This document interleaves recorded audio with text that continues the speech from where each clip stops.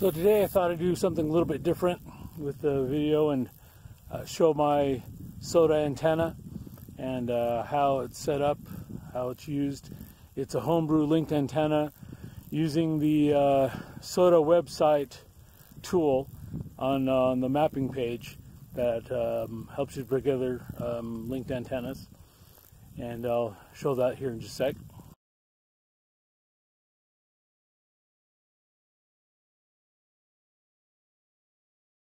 So this is my SOTA antenna. It's a dipole, a linked dipole, and so it has two sides, which I'll show when it's set up, as well as coax, which I always keep all together.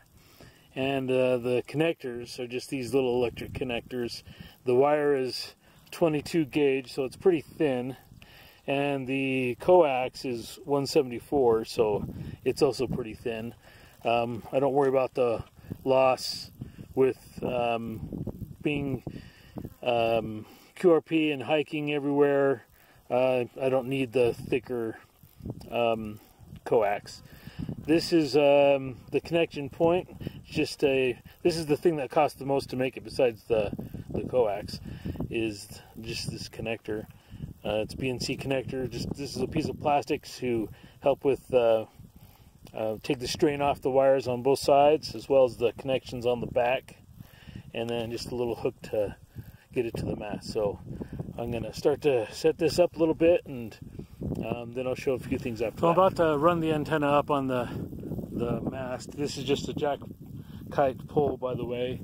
Has a little ring at the top connected with my small carabiner at the center of the dipole. And as I run it up, of course it'll unspool. Now, one thing I did for myself is I decided to make each of my bands a different color, so I know where the connectors, which connector to use. So red is my 20 meters, then after that the black is to get to 30, and the green is to get to 40. And so as I run that up, this will unspool.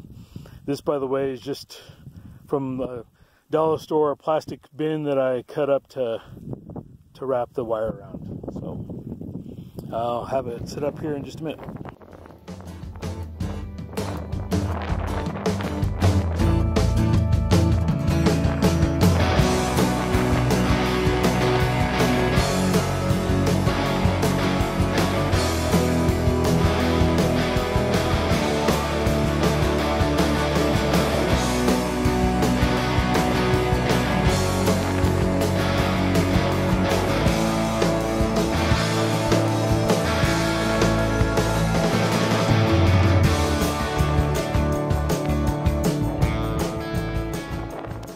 Okay, so it's up. This is, as you can see, this is the black green, so this is connected here after I do 20. So up there, I don't know if you can see that, it's pretty small. Up there it's unconnected because I'm going to start with 20. I'll bring it down just a section to connect it and have it all connected to do 40. And then depending on how things go, I may unconnect this one and do 30, and of course that's on both sides. So antenna's ready to go. All right, so the station is set up, ready to go. I do paper logging. I'm kind of old school that way. This is you can see in the shade. Use a Pico Paddle for the most part. This is HB-1B from YouKits. I've used it for about 2.5 years. Really love it. It works great. Have a little. My battery, of course, was just a 2200 milliamp LiPo battery. A watch for the UTC time, since I use my phone for recording. External speaker for video, and then just earbuds. Sorry, that's in the shade, but I keep my radio in the shade so it doesn't overheat. So we'll get started.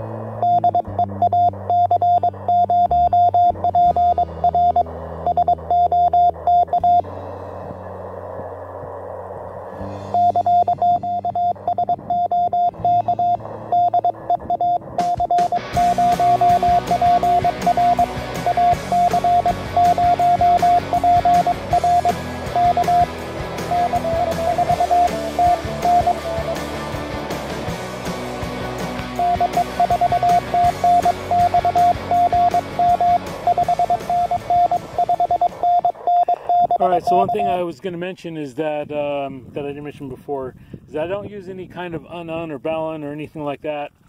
I don't know how much difference it would make. I've used them before, but with this setup, it just doesn't seem to make that much of a difference.